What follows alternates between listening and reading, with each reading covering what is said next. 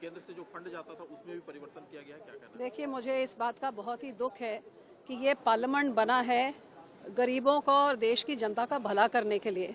सारा सेशन में आपको वंदे मातरम डिबेट करने का टाइम मिला, जिससे किसी गरीब का भला नहीं होता है।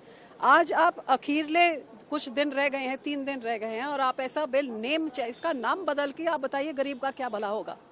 और दुख की बात यह है कि इस नए कानून में सीधे से मनरेगा के आप हक गरीब का आप खो के आप गरीब के पेट में लात मार रहे हैं और भगवान राम के नाम के पीछे आप छिप रहे हैं।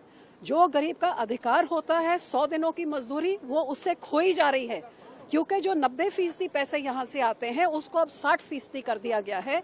और एक तरीके से जो देश की जो यहाँ पे जो खजाना है उसको आप एक तरह से एक ब्लैकमेल करके, रैंसम करके आप राज्यों को आप उनके ऊपर पकड़ बना रहे हैं।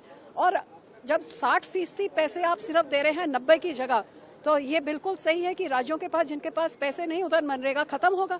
तो मैं देश की जनता को बताना चाहती हूँ कि ये केंद्र की सरकार, भाजपा की सरकार गरीब का मनरेगा खत्म कर रही है और भगवान राम के नाम के मगर छुप रही है।